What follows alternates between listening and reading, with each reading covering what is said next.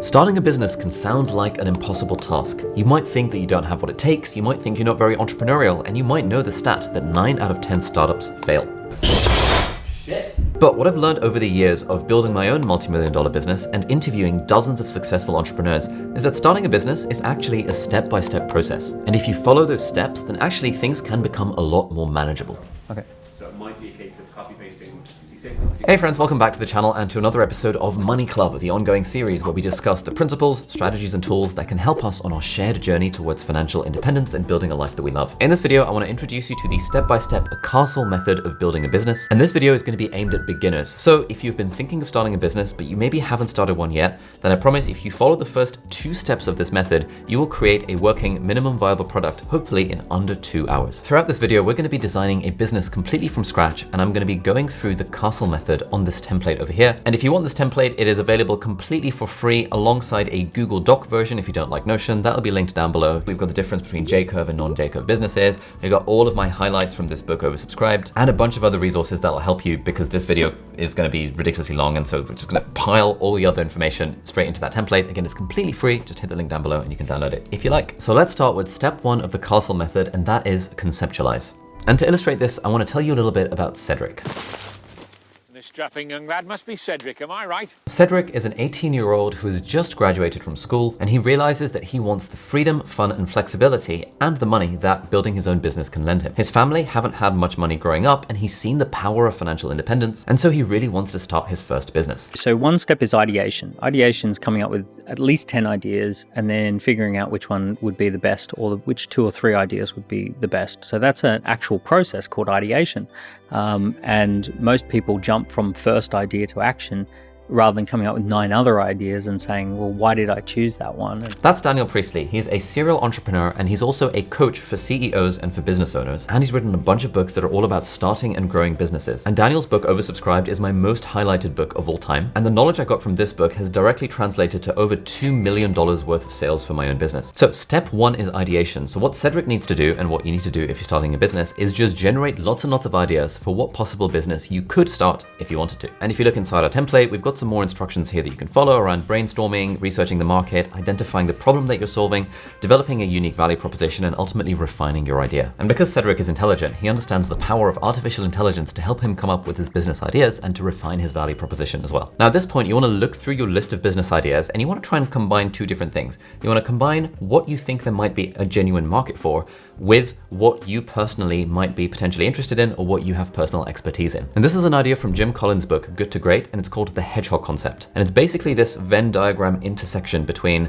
the things that the market wants, the thing that you could potentially be the best in the world at, and the thing that you personally enjoy. And if you can find something in the intersection of that Venn diagram, that's when you really have a business that could flourish. But within this hedgehog concept, especially if you're starting your first business, by far the most important thing is trying to focus on the problem that you are solving for your customers, trying to focus on being of service rather than being selfish. Cedric might decide, for example, that he really wants to start this magical fitness studio, but if he looks at the market and realizes that actually no one really cares about magical fitness and there's tons and tons of fitness studios in the area, even if Cedric is super interested in fitness himself, it's probably a pretty bad idea to start that particular business because it's a real uphill battle to get customers for that particular product. And so thinking in terms of what he's interested in, also what there's a market for, Cedric looks at his list of business ideas and he thinks, wand maker's workshop.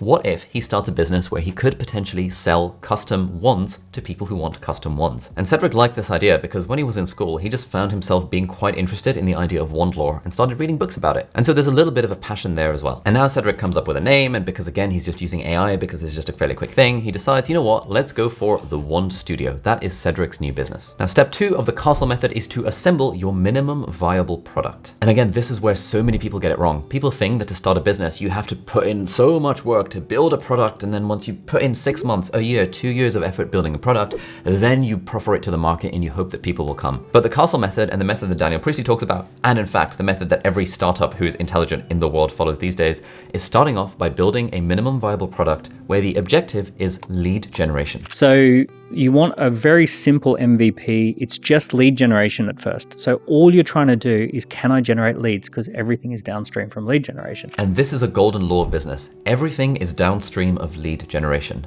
If you cannot generate leads for a business, there is no way in hell you're ever going to be able to generate sales for a business. And a lead is basically any indicator of interest. So the point of your minimum viable product, your MVP, is to generate those leads. And the way you get those indicators of interest from the market is by giving away something of value for free and seeing if people are potentially interested in it. I personally recommend giving the thing away for free rather than charging for it, because if it's free and you can't get people to sign up for it, there's no way in hell you're ever going to be able to get people to pay you for anything. So what are the MVPs that you can create for free? Well, there's a bunch of different options, but there's two that I would recommend, and that is either a scorecard or a free webinar. So in the case of One Studio, they could, if they wanted to, create a free webinar, and they could do it on wand making techniques and on the history of wand making or something like that. Let's say you don't want to do the one thing and maybe you want to start a business offering financial services. Now, you probably wouldn't just go to the market and say, hey, buy my financial services. You might offer a free webinar that teaches people about the current trends in the finance markets. And because it's free, people are more likely to sign up for it. You've got your indicators of interest, you've got your lead generation, and you've validated your business idea. So it doesn't take long to put one of these webinars together. And again, in this template, we've got a bunch of different tools that you can use to schedule them completely for free, and you can use that as a way of testing your business idea. But one thing I've started to use recently in my business is to create scorecard minimum viable products.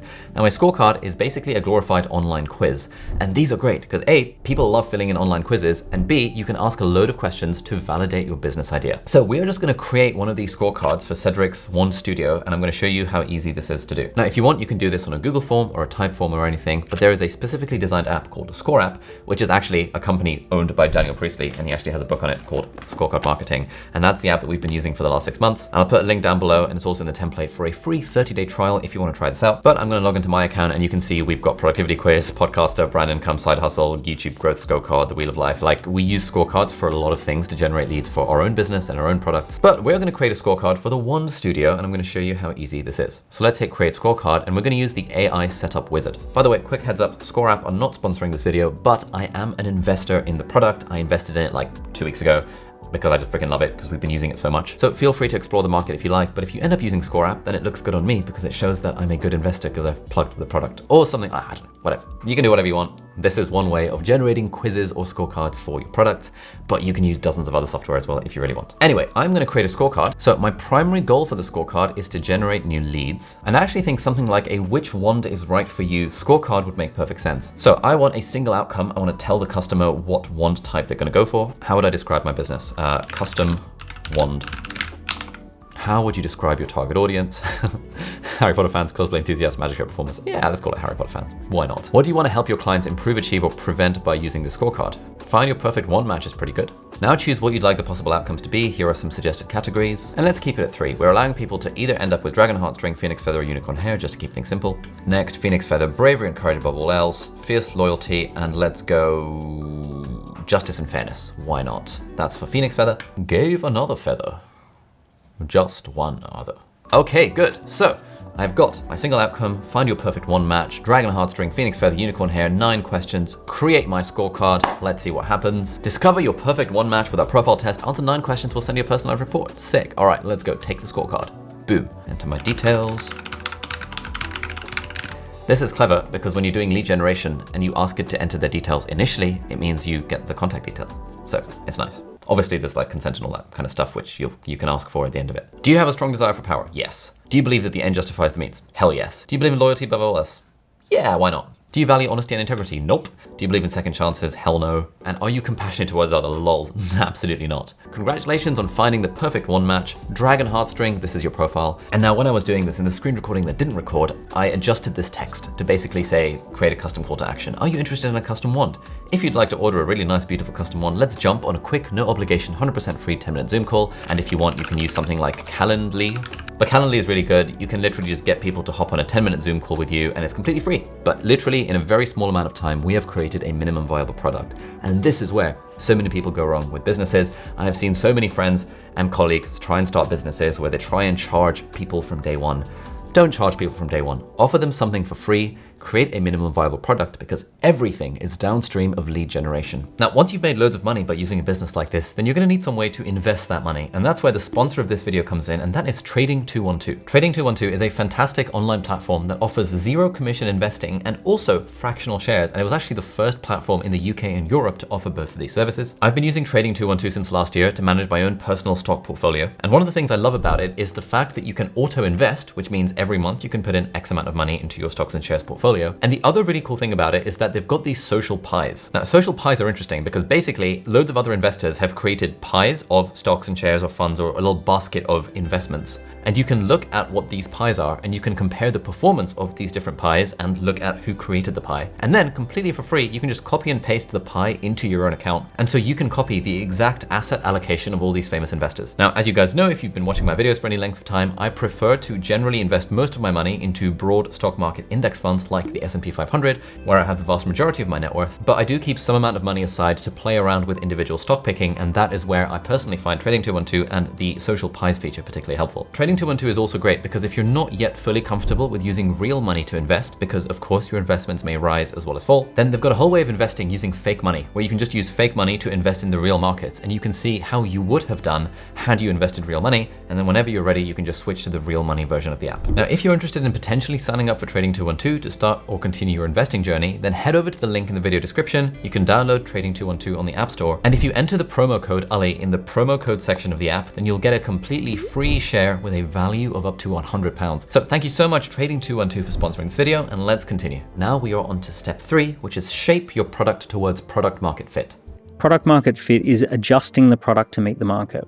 So you imagined the product would be red, but everyone wants it in blue.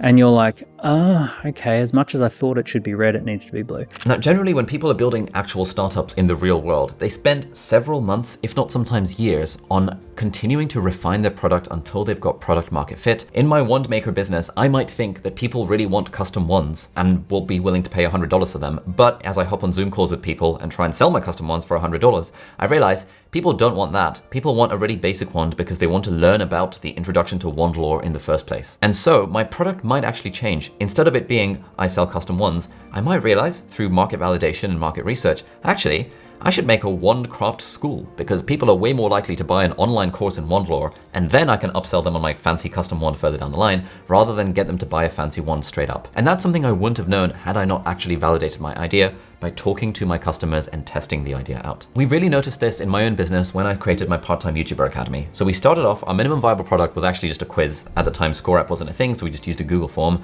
We asked people, when it comes to starting your YouTube channel, what's your biggest challenge? Now, the product I had in my mind, I thought I was gonna make a course that taught people with over 100,000 subscribers how to scale their systems and delegate and hire a team and build a business around their YouTube channel. But when we put the scorecard out on my email list and on Twitter, turns out 99% of people had not even started a YouTube channel in the first place, and like 0.01% of people that filled out the survey had more than 100,000 subscribers. And so that was complete like, whoa, shit, okay. I thought I was building a product for a tiny component of the market, which is what they needed. But turns out, actually, my audience is broadly full of noobs, no offense when it comes to YouTube.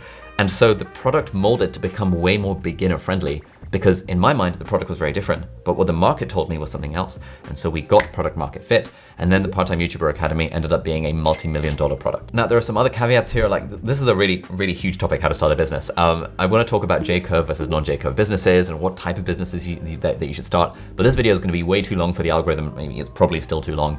And so all of the information that I wanna say is now inside this template. Again, it's completely free, there's a link to my website down below, you can just download the Notion template, so that will give you the 5-step castle framework, and also way more information around the other stuff that I couldn't quite squeeze into this video because we have to keep to time. Step 4 is to launch your product, i.e. go to market. Go to market is once you've got product market fit and now you're ready to launch and you're ready to put marketing firepower behind your product. And at this point, you might be spending money on paid ads. You might be hiring influencers like me to shill your product on their YouTube channels. You might be going out and, I don't know, old school knocking on doors and like trying to sell the product to people. You're doing that kind of stuff to get more people in, because you've validated your idea and you've molded your product based on a small number of customers that you had early on. The other thing that triggers every single sale is a combination of emotion, logic, and urgency.